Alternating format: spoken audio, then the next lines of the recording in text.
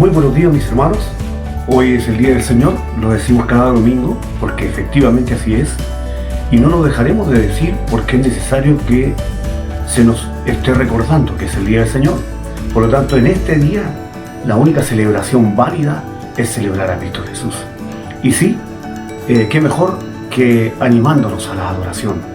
Y no hay mejor forma de animarse a la adoración que mirando la palabra del Señor. Y ahí tenemos a Romanos 8, los versos 1 y 2, que nos dicen: por lo tanto ya no hay ninguna condenación para los que están unidos a Cristo Jesús. Pues por medio de Él, la ley del Espíritu de vida me ha liberado de la ley del pecado y de la muerte.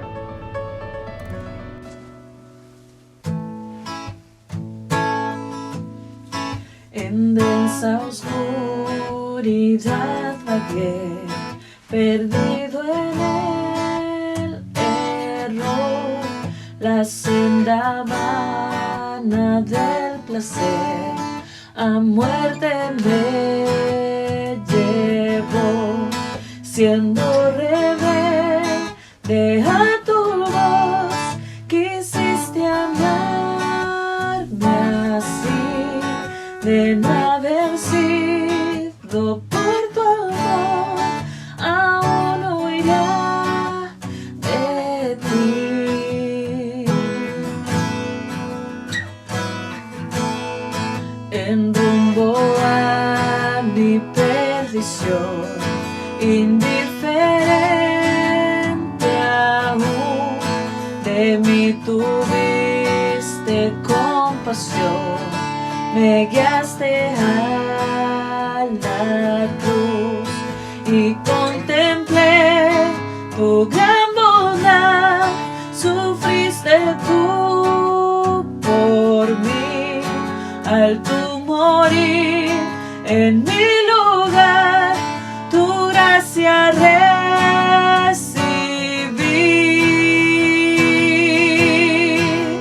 Aleluya, mi vida es Cristo. Aleluya, Jesús es mi todo. Aleluya, mi vida es Cristo. Aleluya, Jesús es mi todo.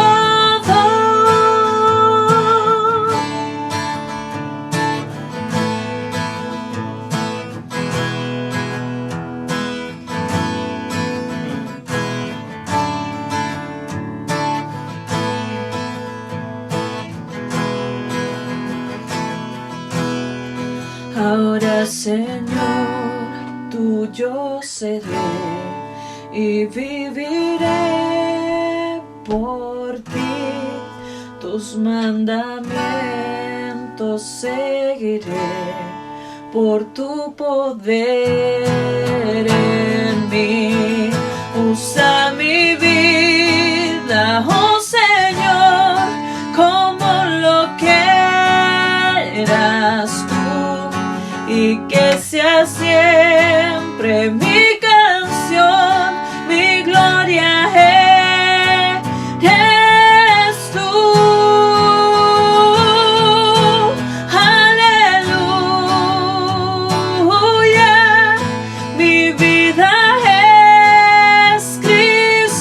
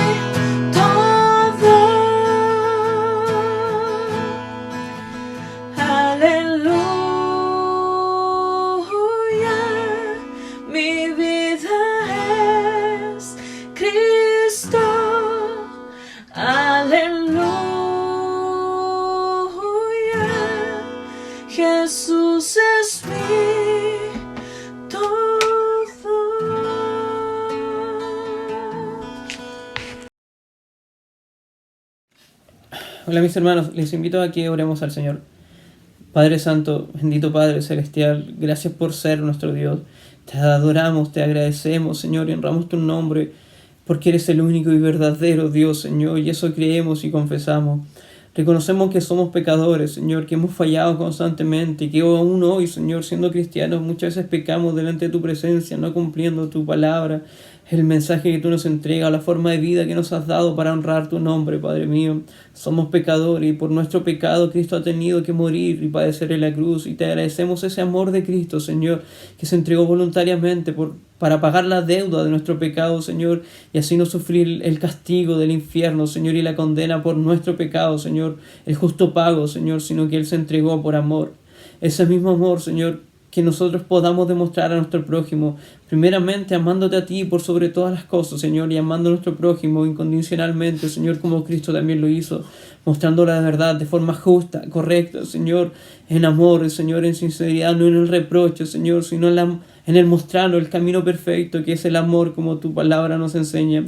Agradecemos tu obra, Señor, y que nosotros como Iglesia Nueva Aurora podamos amar a nuestro prójimo, podamos amarnos correctamente entre nosotros y a nuestra comunidad, Señor.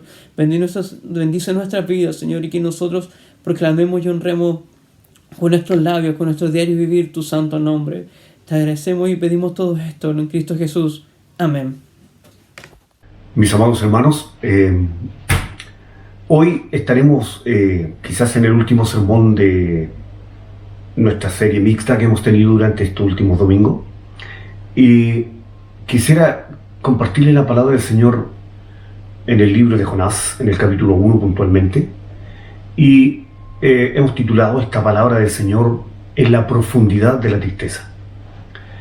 Estaremos tomando del capítulo 1 el versículo 17 y del capítulo 2 del 1 al 10.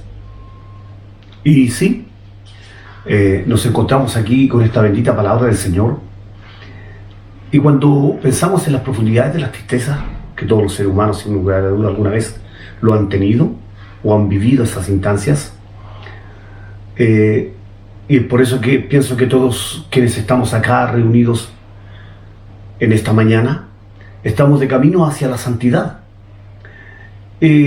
Claramente el horizonte de nuestra andanza está marcado por ese norte y esa ruta, y es que debemos estar atentos a ello. Pero nos encontramos, o debido, más bien dicho, a la condición caída heredada de nuestros primeros padres, Adán y Eva, nuestra vida está llena de tropiezos y caídas, y a veces son reiterativas. Sin llegar a ser pecadores contumaces, sin embargo, nos embarramos con facilidad las manos en la porquería que abunda, por cierto, en este mundo. Y me pregunto, y quisiera que nos preguntásemos, ¿nos ha pasado que en el centro de una tentación o en medio de un mal momento de nuestro camino de fe hemos tenido un momento de claridad? ¿Sí? Un momento en que entendemos rotundamente todo y nos vemos tal y como somos. Un momento en que nuestra bien pensada agenda se desdibujó de manera impresionante y salió a relucir de manera fluida lo tonto que son nuestros planes, esos planes de independencia. Claro, nos pasa y nos sentimos frustrados. Y en un momento en que entendemos claramente que solo en Dios hay refugio, porque también nos va a ocurrir aquello, y que nuestras ideas sobre nosotros mismos están profundamente deformadas por nuestro pecado, que está allí en nuestro ADN pecaminoso. ¿No hemos tenido nunca un momento de claridad o clarividencia antes de pecar? Podríamos decir que antes que la traición a Dios, en algún momento alguno de nosotros no sabía nada, que estamos como sonámbulos y que fuimos guiados por una fuerza invisible hacia donde no queremos ir. Bueno, son esos momentos de luz los que señalan las posibles realidades. O somos hijos obedientes o somos hijos desobedientes. Y aquí sí, tenemos dos señales posibles.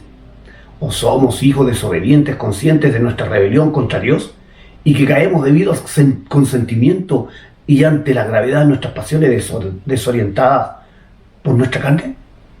¿O somos del grupo de los réprobos, quienes aun cuando están destinados al suplicio justo del infierno, gozan de chispazos de la gracia común que iluminan su entenebrecida conciencia, dejándolos sin excusa para el día de la gran condenación? Debo reconocer que evaluar esto es dificilísimo. El diablo es un hábil mentiroso con hijos muy parecidos a él. Posiblemente la única forma de evaluar esto después de que consentimos al pecado, deberíamos preguntarnos: ¿sentimos verdaderamente y tenemos una verdadera conciencia y sabemos de lo que puede provocar ese dolor de haber ofendido a Dios? ¿Hemos sentido aquello? ¿Tenemos conciencia de eso? ¿Nos sentimos como el pródigo entre los cerdos? ¿Nos duele el alma o sencillamente retomamos rumbo como quien se equivocó en tomar una salida en la carretera? Queremos leer esta oración de Jonás y quiero invitarnos y juntos leamos la oración de Jonás como quien se asoma a la experiencia de un hijo de Dios que ha tocado el fondo de la angustia y que allí, precisamente en lo hondo, se encuentra con aquel que es presencia constante y salvadora. Me refiero a Jesús. Y si bien es cierto que la experiencia de fe de Jonás es difícil de juzgar, creemos que nos encontramos ante uno de esos momentos de claridad en que los electos del Padre dirigen la mirada iluminada por el Espíritu Santo a la verdad amorosa de lo que es el Señor, pese al mugre de nuestros pecados o de nuestras espantosas acciones u omisiones. Claramente, cuando somos humillados por Dios, vemos claramente, y eso es bueno observarlo. Cuando somos humillados por Dios, vemos claramente. Nunca el entendimiento del hombre es tan alto como cuando se besa el suelo santo donde la zarza arde y esa zarza magnífica que arde no se extingue. Quiero invitarle que vamos a observar allí en Jonás, capítulo 1, versículo 17, y luego estaremos en el capítulo 2, versículo 1 al 10. Y la palabra del Señor nos dice así: el Señor, por su parte, dispuso un enorme pez para que se tragara a Jonás, quien pasó 3 días y 3 noches en el vientre, o en su vientre. Entonces Jonás oró al Señor, su Dios, desde el vientre del pez. Dijo: en mi angustia clamé al Señor, y Él me respondió. Desde las entrañas del sepulcro pedí auxilio, y tú escuchaste mi clamor. A lo profundo me arrojaste, al corazón mismo de los mares. Las corrientes me envolvían, todas tus ondas y tus olas pasaban sobre mí. Y pensé: he sido expulsado de tu presencia. ¿Cómo volveré a contemplar tu santo templo? Las aguas me llegaban hasta el cuello, lo profundo del océano me envolvía, las algas se me enredaban en la cabeza, arrastrándome a los cimientos de las montañas. Me tragó la tierra, y para siempre sus cerrojos se cerraron tras mí. Pero tú, Señor, Dios mío, me rescataste de la fosa. Al sentir que se me iba la vida, me acordé del Señor, y mi oración llegó hasta ti, hasta tu santo templo. Los que siguen a ídolos vanos abandonan el amor de Dios. Yo, en cambio, te ofreceré sacrificios y cánticos de gratitud. Cumpliré las promesas que te hice. La salvación viene del Señor. Entonces el Señor dio una orden, y el pez vomitó a Jonás en tierra firme. Bueno, quisiera que viéramos esto que tenemos frente a la palabra del Señor, o la palabra del Señor frente a nosotros, más bien dicho. Y lo primero que vamos a observar es esa instancia allá en el fondo de las angustias. Y sí, hemos tomado este pasaje bíblico porque parece ser el que retrata mejor esas instancias cuando uno se encuentra en el fondo de las angustias. Y claramente Jonás ha sido arrojado por la borda, y a las aguas del mar se apaciguan. Para los que están en la barca, claramente esta instancia no solo significa salvación de vida. Ellos han hecho pacto con Yahvé, han hecho votos con el 3 veces santo. Ahora Jonás atravesará uno de los momentos más cruciales en la historia de su relación con Dios. Nosotros necesitamos esas instancias tener esas instancias más cruciales en nuestra relación con Dios, sobre todo cuando estamos desviando nuestro camino. Bueno, el Señor y dueño de su vida, me refiero a Jonás, como a la tuya, a la vida mía, nos llevará hasta lo profundo del mar. Ya no se tratará de las profundidades de la barca en la que Jonás pretendía esconderse en el profundo sueño de la huida, tal cual hacemos nosotros. Pretendemos escondernos donde no podemos. Ya no será aquella oscura bodega en donde se acurrucaba indiferente. Será el vientre de un gran pez. Serán las tinieblas impenetrables donde Jonás va a estar. Allí, en esas tinieblas impenetrables, porque ese es el trato de Dios con Jonás. Lo está llevando a esa instancia. Claramente. Entonces vemos claramente que es Dios quien pone a Jonás en una condición en la que queda manifestada su absoluta impotencia. Y es eso lo que tiene que hacer Dios con nosotros. Ponernos en esas condiciones para poder ver y darnos cuenta de la incapacidad absoluta que tenemos de sentirnos poderosos cuando somos impotentes. Se hace evidente que no es dueño de sus destinos. Claramente, no son sus planes los que conducen al curso de su vida. Muchas veces creemos eso, que nuestros programas, nuestros planes, nuestra gente son los que conducen los destinos de nuestra vida, y claramente descubrimos que no es así. Es lo que está ocurriendo con Jonás.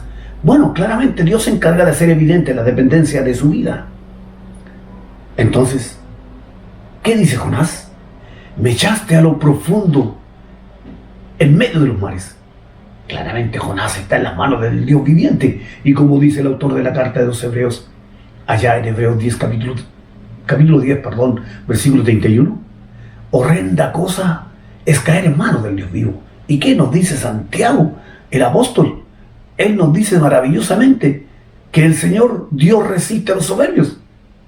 Bueno, nos encontramos con una acción interesante. Él, nuestro Dios, odia con odio justo, claramente. Y mira lo que dice la palabra del Señor allí en Proverbios capítulo 6, versículos 15 al 19. Dice, 6 cosas hay que el Señor odia, y 7 es una abominación para Él. La primera es ojos soberbios. La segunda, la lengua mentirosa. La tercera, manos que derraman sangre inocente. Cuarta, un corazón que trama planes perversos. Quinto, pies que corren rápidamente hacia el mal. Sexto, un testigo falso que dice mentiras. Y séptimo, el que siembra discordia entre hermanos. Estas cosas las odia Jehová, nuestro Dios. Y claramente Jonás es deudor de estos cargos. El Señor no ha sido injusto al sumergirlo dentro de la sombra de las heladas aguas. Es elocuente la descripción que hace Jonás de su condición. Siente angustia, se siente abandonado, se sabe rodeado solo de sombras y de abismo. Parecía que la tierra había echado un cerrojo eterno sobre su cabeza. Una cárcel de agua que no lo ahoga. Interesante. Una muerte que no le mata. El desobediente profeta está engrillado con viscosas cadenas hechas con algas. Jonás se sabe dentro de la misma muerte. Ahora, a nosotros, ¿nos hemos sentido que nos ha pasado alguna vez esto? Ciertamente, en algún momento de nuestra vida de fe, hemos pasado por experiencias que se parecen mucho a esta claustrofóbica tumba de 3 días que Jonás está viviendo. Ahora, ¿todo esto es un castigo? ¿Es Jonás un rebro que es sumergido en lo profundo del justísimo castigo de la mano de Dios? Bueno, el texto mismo no nos permite decir esto. Por eso es que no podemos ratificarlo o establecerlo claramente. Sin embargo, impresiona cómo estas están entretejidas en este salmo, las expresiones de desesperanza y de desconfianza del profeta. Y justamente por esto, que dentro del contexto total del libro, esta oración nos debiera causar tristeza. Claramente, Jonás toma para sí la misericordia, la misma que niega para los que pertenecen o no pertenecen a la nación de Israel, en este caso, los ninivitas. Ahora, nos encontramos delante del misericordioso, y verdaderamente debemos reconocer que la misericordia es un atributo de Dios. Y sí, allí está gloriosamente actuando el misericordioso. Y allí, precisamente, dentro del vientre del gran pez, fíjate lo que ocurre. Jonás eleva una oración, invoca, clama, se acuerda. Qué interesante. Ahí, justo ahí, a donde Dios lo ha hundido, ahí donde se ha vuelto semilla, bajo las olas, ahí es donde germina el brote de la fe desnuda. La fe que sabe que no tiene mérito, la fe que incorpora al hombre, la fe que entre sombras reconoce la misericordia del todo amoroso Dios. Una fe purificada en el crisol oscuro del abandono a la voluntad del Creador. Jonás entonces tiene que descender a la conciencia de su condición de criatura. Se había olvidado de esto y se creía autónomo. Bueno, eso es una cosa que pasa reiterativamente en nuestra vida. Nos creemos autónomos, tanto que llegamos al nivel de Dios y nos queremos sentar incluso en el trono de Dios. Y por eso que determinamos lo que queremos determinar, olvidándonos que somos criaturas. Claramente, Jonás lo puso Dios allí. El profeta que había negado en la práctica que es Dios, el único soberano Dios. Bendito sea el nombre del Señor. Había sido cegado por su propio corazón mentiroso. Bueno, muchas veces nuestro corazón mentiroso nos engaña. La palabra de Dios lo dice claramente en Jeremías. Engañoso es el corazón del hombre. ¿Quién lo conocerá? Bueno, el Dios que no habla ni en el fuerte viento.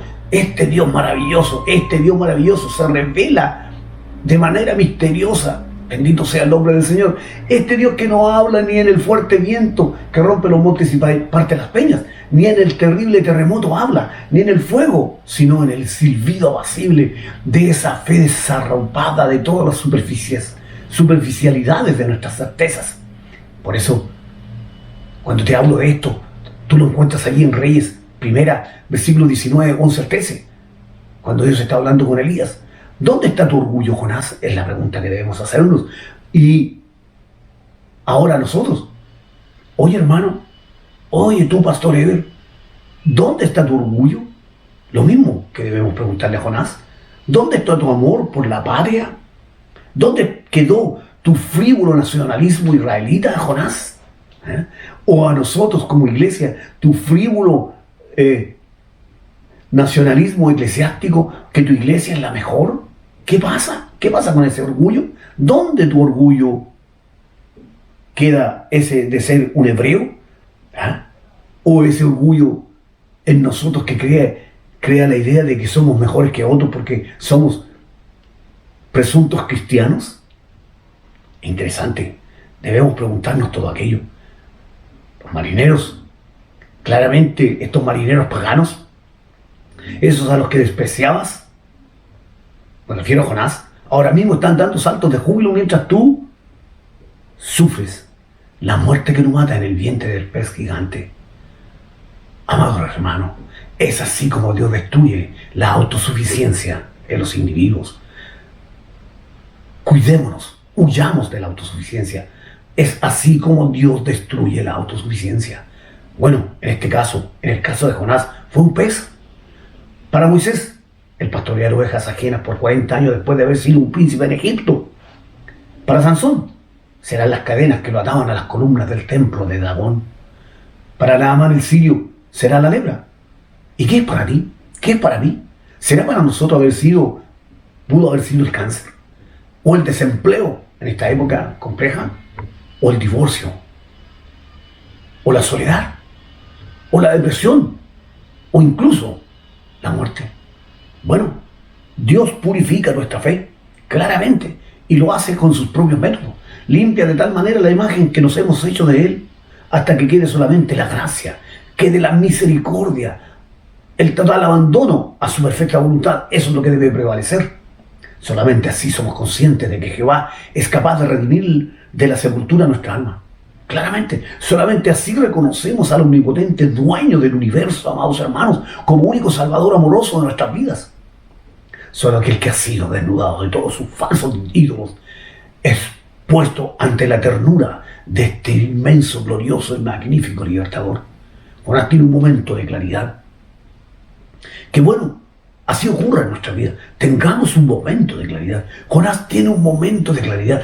Sí, precisamente allí, en los límites de la fragilidad de su propia carne, contempla a Jehová, contempla al Señor del pacto, a este Señor lleno de amor y de compasión. El Señor se ha mostrado en un abrazo magníficamente se ha revelado de manera gloriosa a su atributo, en su atributo de poder soberano y de su ternura infinita, porque eso es Dios.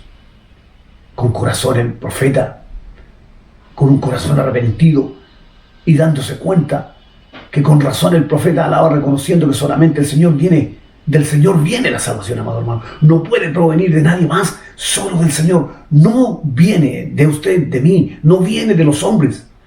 Todos quienes hemos tenido la experiencia en que hemos sido guiados por el Espíritu Santo de Dios, sabemos que sin Dios el corazón del hombre está lleno solo de autosalvación propia. Qué interesante. Y además, esa autosalvación propia es infructuosa. Solo en Dios hay salvación, solo en Él hay plenitud de auténtica alegría y gozo. Solo en Él está el consuelo y el amparo, la seguridad, la libertad y la dicha verdadera son palpables solo en Él. Pero esta profunda experiencia, ¿qué significó realmente en el corazón del profeta? ¿Cambió el corazón de Jonás? ¿Quedó rebosante de misericordia y compasión?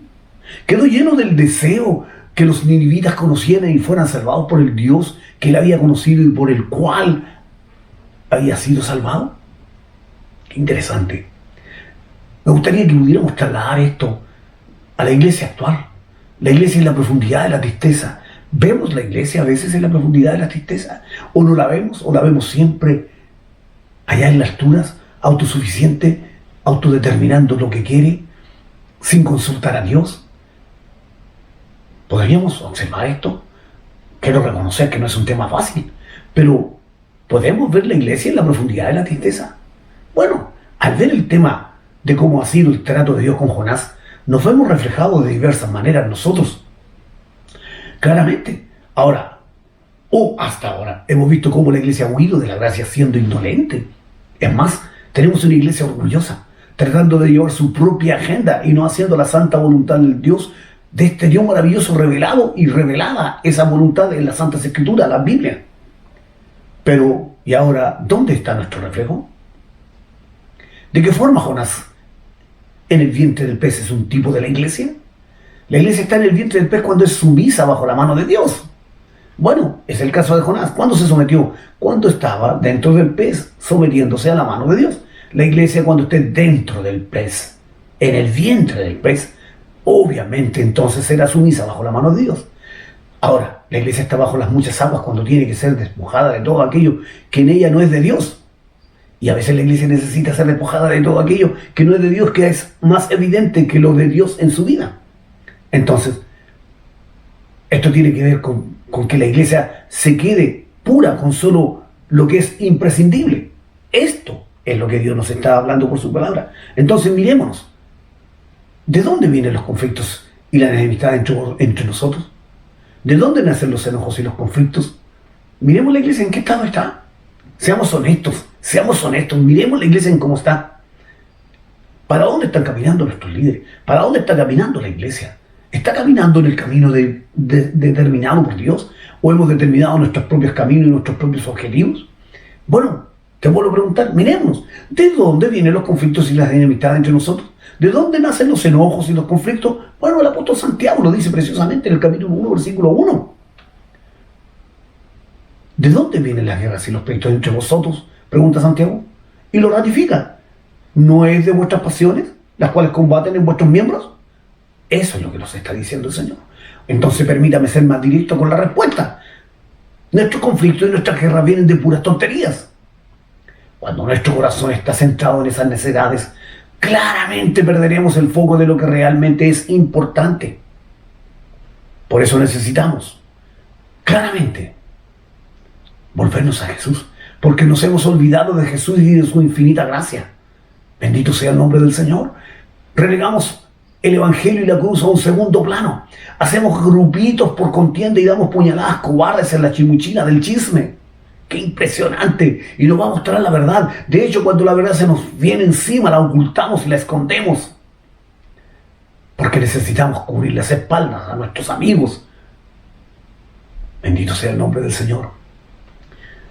Los seres humanos pierden la integridad. Aunque la hayan tenido por 100 años en su vida y hayan sido íntegros durante 100 años, la pierden con solo una pequeña falta de integridad. Se derrumba todos esos años de integridad. Por eso es que tenemos que tener cuidado. Vamos a construir nuestras propias integridades externas, viviendo un evangelio externalista, cuando necesitamos que nuestro corazón sea regenerado, porque entonces se verá el evangelio internamente. Claramente necesitamos un evangelio interno, porque ese se reflejará en nuestras vidas. Un evangelio externalista está en riesgo de ser caído y de ser deteriorado y de romperse en el suelo, porque no tiene solidez, porque no es construido desde el corazón. Bendito sea el nombre del Señor.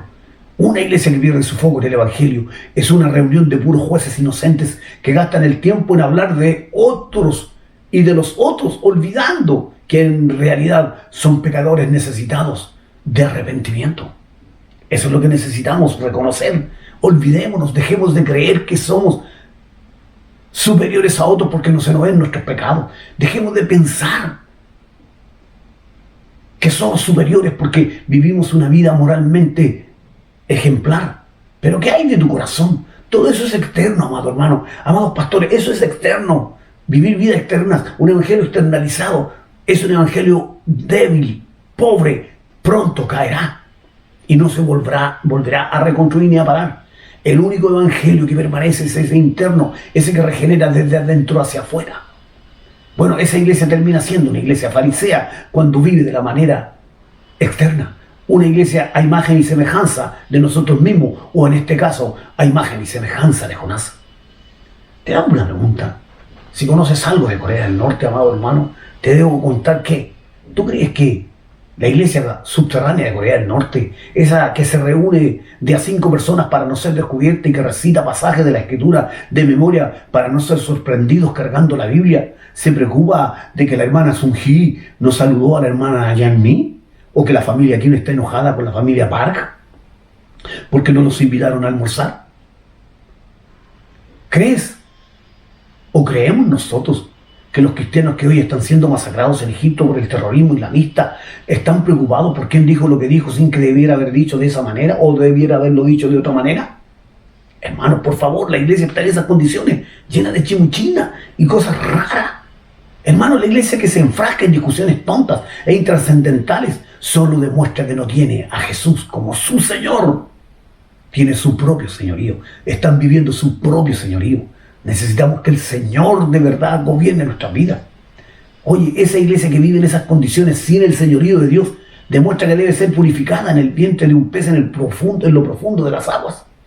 Solo quien ha tenido la experiencia de lo fundamental, quiero que lo sepas, solo aquel que ha tenido la experiencia de lo fundamental se va a preocupar de lo imprescindible. Solo quien entiende lo importante no pierde tiempo con lo superfluo, amado hermano, por favor. Solo quien conoce verdaderamente a Jesucristo está centrado en el Evangelio de Jesucristo y arde en deseo de que otros lo conozcan, y a eso entiende que a eso fue llamado, a predicar el Evangelio. Querido hermano, un importante líder de la iglesia de Etiopía, una iglesia perseguida, dijo una vez: sabemos que nuestra vida es temporal y que tenemos una vida mejor con Cristo. Nosotros nos ofrecemos a Él y gozamos de una verdadera vida en Él. Las tribulaciones nos han traído esta vida realmente profunda de la relación íntima con Dios. ¡Wow! ¡Qué poderoso! ¡Qué potente! ¿Cuántas frases superfluas escuchamos en nuestros líderes, en nuestros pastores, en nuestros predicadores, en nuestras iglesias? ¿Cuánta frase superflua, llena de pobreza, llena de debilidad? Y es porque no nos centramos en Cristo. Bueno, tal cual Jonás, pretendemos vivir de Dios refugiándonos en peleas y discusiones tontas. Bendito sea el Señor, amado hermano, qué pobreza. Barremos nuestros pecados debajo de la alfombra del templo y no los presentamos en arrepentimiento sincero, radical, sólido, verdadero, delante del trono de la gracia. A mis hermanos de INA, a la que abreviadamente decimos INA porque es nuestra iglesia de Nueva Aurora, a quien amamos con nuestro más poderoso corazón, potente deseo de amarla. La amamos así, totalmente. Y a ellos me dirijo, a ustedes me dijo, hermano Dina, creceremos en el Evangelio solamente cuando seamos purificados en el crisol del Espíritu Santo de Dios. De otra manera no creceremos. Amado hermano, necesitamos estar entonces siendo purificados en el crisol del Espíritu Santo. Y solo eso será posible. ¿Cuándo? ¿Cuándo, amado hermano? ¿Cuándo será posible eso? ¿Cuándo será posible eso? Cuando nos centremos en el mensaje auténtico de la Biblia. Dejemos de interpretarla, de subjetivarla. Seamos fieles al texto. Volvamos a las Santas Escrituras. Hemos inventado un montón de cosas. Hemos querido decir lo que nosotros queremos decir a través de la Biblia. Hemos obligado a la Biblia a que entre en nuestro pensamiento y nuestra idea para que lo diga. Y la Biblia no lo dice. Bendito sea el Señor. Necesitamos volvernos al auténtico, fiel y radical texto bíblico. Allí, en la gracia inmerecida, en la sangre de Jesús que pagó el precio de nuestra rebeldía, debemos estar dispuestos a ser despojados por Dios de todos nuestros preciados ídolos.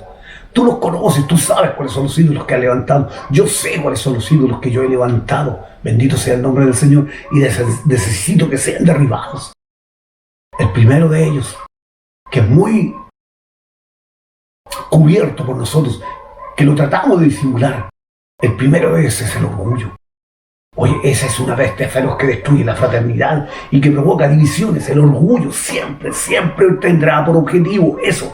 No tiene otro propósito el orgullo, solamente destruir la fraternidad y provocar divisiones. Hermanos, es necesario que seamos humildes, pero no esa humildad externa. Eso es externalismo, no sirve de nada, se cae solo. Tiene que ser desde lo más íntimo de nuestro corazón, desde nuestro interior, porque esas son verdades sólidas. Bendito sea el nombre del Señor. Necesitamos, requerimos urgentemente ser humildes y estemos prontos, alegres a confesar pecados. Oye, confesemos nuestros pecados, que reconozcamos que no somos mejores que otros y que solamente en Cristo tenemos perdón y libertad. Oye, pastor, iglesia, hermano, iglesia Ina, tú y yo no podemos solo podemos con la ayuda de nuestro Dios, con la ayuda de nuestro Señor Jesucristo. Amén, gloria a Dios. Vamos tras el Señor para que nos redima del pecado. Oye, que reconozcamos que no somos mejores que otros. Necesitamos urgente hacer aquello y que solamente en nuestro Señor Jesucristo tenemos perdón y libertad. Yo no sé si esta congregación ya pasó por el vientre del gran pez.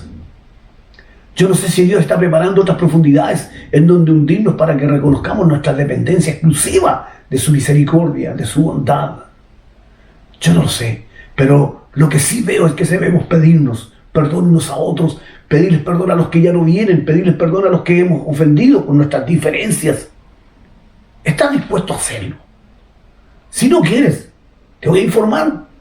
Lamentablemente lo tengo que informar. Si no quieres, tengo que decirte que Dios siempre se va a encargar de humillar a los orgullosos bajo las corrientes profundas de su voluntad. Pero hubo uno que dijo, allí en Mateo 12:40, porque así como 3 días y 3 noches estuvo Jonás en el vientre del gran pez, también 3 días y 3 noches estará el Hijo del Hombre en las entrañas de la tierra. Bendito sea el nombre del Señor. Qué glorioso, qué magnífico. Y justamente por esto es que hoy la iglesia debe volverse a Jesús con diligencia. Que en Juan 17, sí, allí oró por la unidad que los cristianos deben tener, la misma unidad que el Hijo tiene con el Padre y el Espíritu Santo. ¿Está unida la iglesia? Y no me refiero tan solo a la iglesia local, Ina, sino que me refiero a la iglesia nuestra, a la cual nosotros pertenecemos. Y la iglesia universal está unida. Está unida. ¿Ah? Está esa unidad que el Hijo tiene con el Padre y el Espíritu Santo, que son el fiel reflejo de perfecta unidad. Bendito sea el nombre del Señor. Oye, no te olvides que por el amor que nos tenemos, el mundo crecerá. Perdón, el mundo creerá. La palabra de Dios lo dice. El mundo sabrá que sois hijos de Dios, por cuanto os amáis unos a otros. ¿Nos estamos amando? ¿Es activa y verdadera esa acción del amor de Dios operando en nuestras vidas como iglesia nacional, como iglesia internacional, como iglesia local? ¿Nos estamos amando de verdad? Seamos sinceros, seamos honestos, no mintamos. Tú y yo nos podemos mentir, pero no podemos mentir a Dios. No te olvides que por el amor que nos tenemos, el mundo creerá. Más que nunca debemos escuchar las palabras del apóstol Pablo, que nos dice de manera preciosa, excelente. Es una oratoria espectacular, y cómo no, si es obra del Espíritu Santo de Dios revelada al apóstol Pablo, para que el apóstol Pablo lo dijera. Él está diciendo, la actitud de ustedes debe ser como la de Cristo Jesús. Allí en Filipenses capítulo 2, versículos 5 al 11. Luego dice el 6, que siendo por naturaleza Dios, no consideró el ser igual a Dios como algo a que aferrarse. Por el contrario, se rebajó voluntariamente, tomando la naturaleza de siervo y haciéndose semejante a los seres humanos. Y al manifestarse como hombre, se humilló a sí mismo y se hizo obediente hasta la muerte. Oye, y muerte de cruz, dice el versículo 8. Y mira lo que dice el 9. Por eso Dios lo exaltó hasta lo sumo y le otorgó el nombre que está sobre todo nombre, para que ante el nombre de Jesús se doble toda rodilla en el cielo y en la tierra y debajo de la tierra, y toda lengua confiese que Jesucristo es el Señor, para la gloria de Dios Padre. Esta es la radiografía, o en la vida que debemos tener. Pero si le sacamos una radiografía o un escáner a nuestra iglesia, a nivel nacional como iglesia local, ¿estamos viviendo de esta manera? ¿Tenemos la actitud que debemos tener? ¿Que es la actitud que tuvo Cristo? ¿Que siendo Dios no consideró ser igual a Dios como algo que aferrarse? ¿Estamos viviendo de esa manera? ¿Somos como ese Cristo, como ese modelo perfecto de Dios? Porque Él dice, invitadme a mí. Él nos invita a invitarlo a Él. Y que podamos llegar a decir como Pablo. Pablo debe haber vivido de esa manera. Por eso es que llega a decir, ya no vivo yo, sino que Cristo vive en mí. Y le puede decir a su iglesia, invitadme a mí como yo a Cristo. Pero tú, pastor, ¿le puedes decir eso a tu iglesia? Hermano predicador, hermanos en la iglesia local, ¿le puedes decir a tu hermano, invítame a mí como yo a Cristo? Aquí está, es como debemos vivir. Filipenses capítulo 2, versículos 5 al 11. Sí, amén. No debemos aferrarnos a nuestro poder adquisitivo, a la iglesia más grande, a la iglesia más creciente, ¿no? Al auto del último modelo que compramos. No debemos aferrarnos a eso para darnos importancia o para validarnos. No, dice la palabra del Señor. Por el contrario, Cristo Jesús se rebajó voluntariamente, tomando la naturaleza de siervo y haciéndose semejante a los seres humanos. ¿Te das cuenta de lo que nos está diciendo el Señor? Oye, y al manifestarse como hombre, se humilló a sí mismo y se hizo obediente hasta la muerte y muerte de cruz. ¿Estás dispuesto a morir por la causa de Cristo?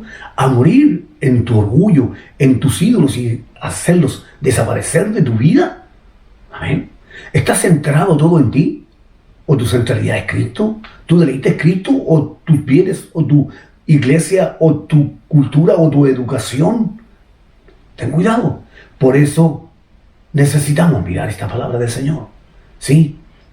Ser obedientes, humillarnos, no tener nada de qué aferrarnos, aunque no tenemos nada, porque todo proviene de Dios. Así que cuidado, por favor, volvámonos al Señor, volvámonos a nuestro Dios, tal cual la actitud de ustedes, dice el versículo 5 de Filipenses 2, debe ser como la de Cristo Jesús. Amén, amén. ¿Cómo es Cristo Jesús? Bendito sea el Señor. Necesitamos revisarnos, pastores amados. Necesitamos revisarnos a la luz de la palabra, no de nuestras experiencias, porque somos infinitamente experienciales. Y vivimos de las experiencias, y no vivimos de acuerdo a la palabra. Necesitamos volvernos a la palabra de Dios y arrepentirnos de nuestros pecados y hacer de ver a la iglesia que no nos siga levantando como dioses, porque la iglesia, cuando nos ve caer, entonces destruida por nuestra culpa, porque le mostramos una imagen que de verdad no tenemos ni tendremos jamás, porque nos ponemos en el lugar de Dios y nos sentamos en el trono de Dios porque creemos que somos dioses. Bajémonos, por favor. Nosotros somos criaturas. Ahí está delante de nosotros el Creador, el Dios Todopoderoso. Oye, cambia, regenera, deja que Dios haga la obra en tu vida. Sé un siervo humilde. Sé un pastor que pastorea la iglesia con verdad. Sé un pastor que confiesa pecados para que la iglesia sepa cuán pecador eres, para que te lleven a Cristo. Enséñale a tu iglesia a confesar pecado para que tú la lleves a Cristo. No te sientas superior a ella, ni ninguno en la iglesia se sienta superior a otro. Somos terribles de pecadores. Y eso solo cambia cuando Cristo viene a nuestras vidas. Iglesia amada, Ina amada, Esto es lo que el Señor nos tenía para esta mañana. Pero no tan solo a nosotros, sino que invitamos a todos los pastores en el mundo entero, donde nos vean, a las iglesias locales donde nos ven. Por favor, la actitud de ustedes, Filipenses 2:5, debe ser como la de Cristo Jesús. ¿Tienes algo de qué aferrarte para sentirte orgulloso? ¡Wow! Yo no tengo nada. Y lo que soy y lo que tengo es porque Dios lo ha dado. Y es porque Dios obrando en mi vida, solo en un acto de infinita misericordia. Volvámonos a las Escrituras, volvámonos al Señor, volvámonos urgentemente a Cristo y vivamos vida a Cristo. Que Dios te bendiga, que Dios bendiga su palabra en nuestros corazones.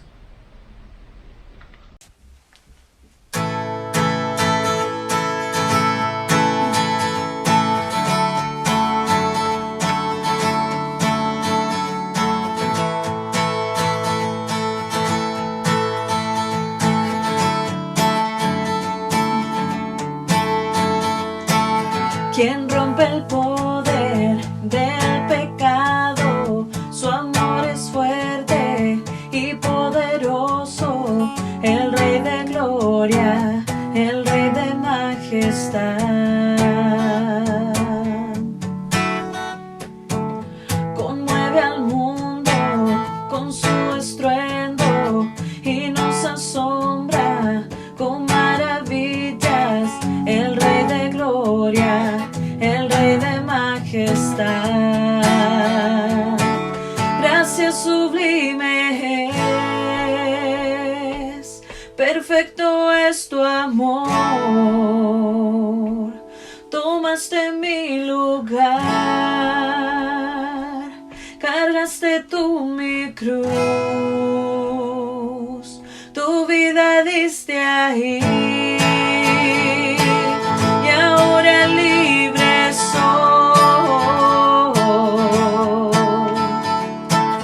Jesús, te adoro por lo que hiciste en mí.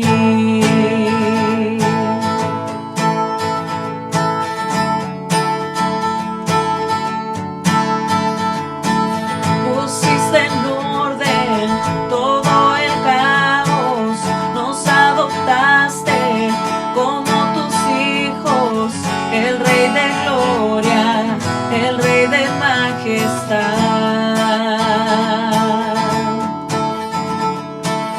El que gobierna con su justicia y resplandece con su belleza, el Rey de gloria, el Rey de majestad. Gracias sublimes, perfecto es tu amor. Tomaste mi lugar,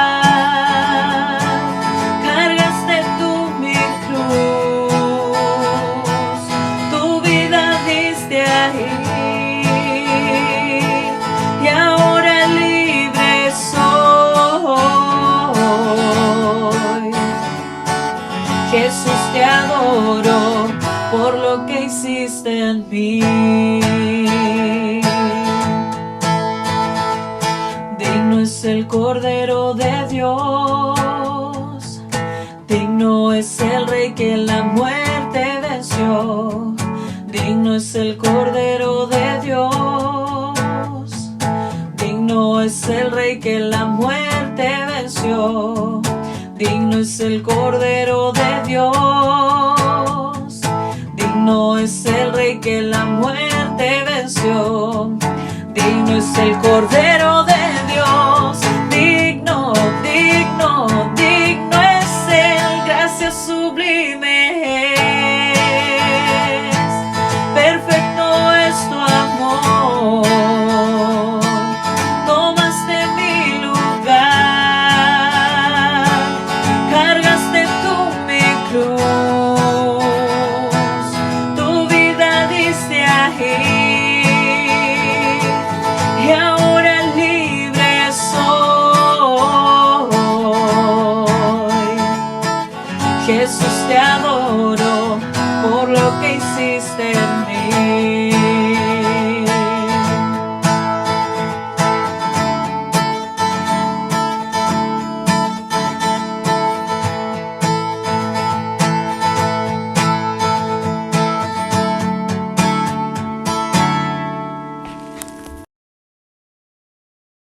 Vamos a orar y los quiero invitar a la oración por el proyecto de IGU, de una nueva plantación en Viña del Mar, y sea Dios guardando este proceso maravilloso, ¿sí? Y vamos a orar por ello. Así como se plantó en IGU o en Curauma, también está el proyecto ya en este año empezar a plantar en el centro de Viña del Mar. Así que Dios bendiga al grupo de plantación que va caminando a ese lugar para la ganancia de almas, porque a eso nos ha mandado el Señor. Amén. Así que vamos a orar. Dios eterno y Padre de toda gracia, alabamos tu santísimo nombre, te exaltamos, Dios, y te pedimos, Señor, que la plantación de iglesia que hemos propuesto en nuestros corazones, levantando hombres que pastoreen allí, Señor, y entregarlos a la gran comisión que tú nos envías, por lo cuanto tú mismo nos los has pedido y los hemos preparado para que vayan hasta allí y se siguen preparando, porque uno no termina nunca de prepararse para pastorear una comunidad que se llama iglesia. Señor, y así como fue en Curauma, este año será en el centro de Viña del Mar. Seas tú guardando al equipo de plantación que va hasta allí. Señor amado, enviamos a nuestro hermano Eleazar y nos desligamos de él junto a su esposa y otros hermanos para ir a Curauma. Y ahora, Señor, allí en Curauma estaría nuestro hermano David junto a su esposa, Señor. Y luego sacamos al hermano Eleazar, o va el hermano Eleazar puntualmente hasta Viña del Mar. Señor, seas tú glorificado. Y así como confirmaste en Curauma, creemos que confirmarás en el centro de Viña también, porque la obra es tuya, Señor. Tú nos mandaste una sola comisión, no a engrandecer numéricamente la iglesia, no. Esa es una pega tuya, Señor. La pega nuestra, Señor, es una, única y solamente una: llevar el evangelio a los perdidos. Como decíamos días atrás en el mensaje, instalar en medio de esta ciudad caída y pecaminosa una ciudad que restaure y que sane. Y esa ciudad es tu evangelio. Y la iglesia es la que tiene que instalar en medio de la ciudad esa ciudad de refugio. Padre, bendice esta plantación nueva y tu mano de gracia siga obrando y siga tú glorificándote de la manera que tú solo sabes hacerlo. Ayúdanos a amar el trabajo de la gran comisión, de llevar el evangelio.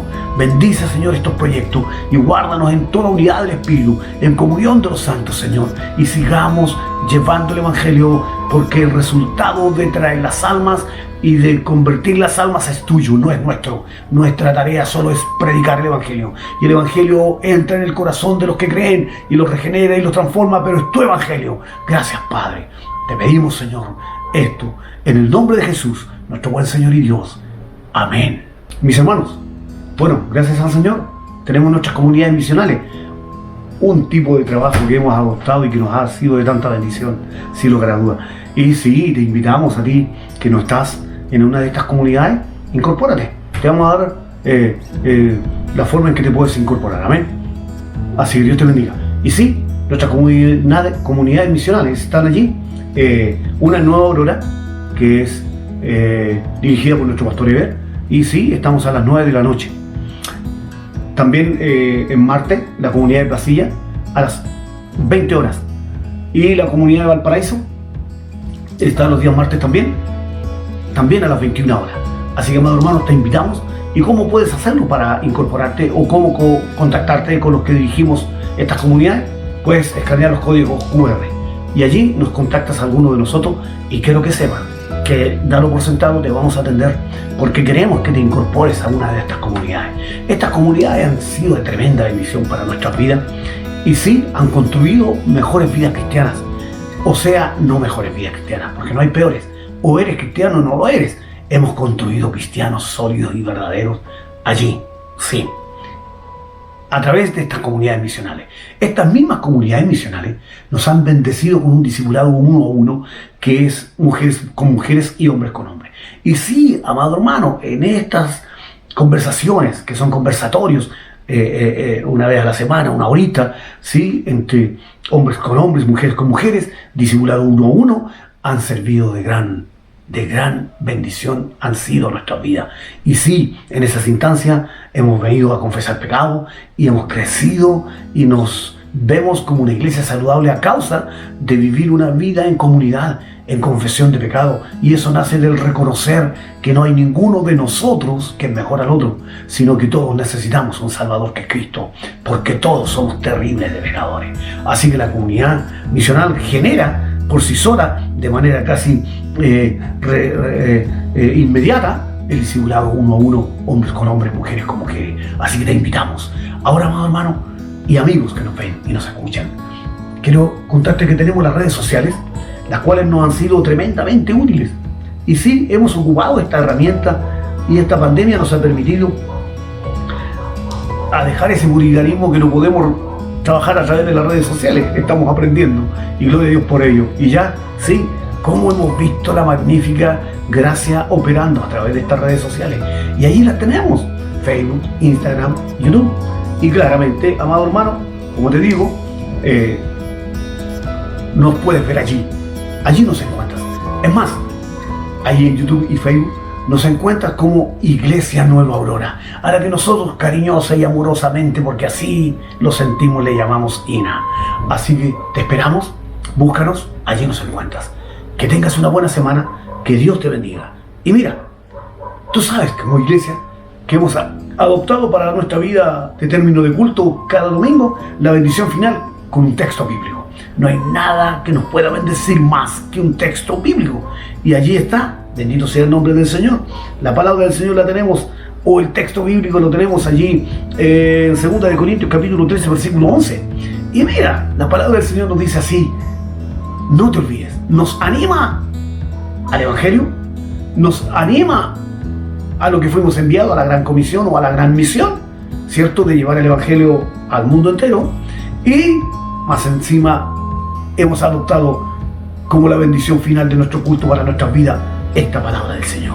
Y allí en 2 de Corintios 13:11 nos dice el Señor en su palabra así: por lo demás, hermanos, tened gozo, perfeccionaos, consolaos, sed de un mismo sentir y vivid en paz, y el Dios de paz y de amor estará con vosotros. Amén, gloria a Dios. Que el Señor te bendiga y nos estamos viendo la próxima semana. Tengas una muy buena semana. No te olvides, el Dios de la esperanza es tu Dios, el que te llena de paz y gozo porque crees en Él por el Espíritu Santo de Dios. Que Dios te bendiga.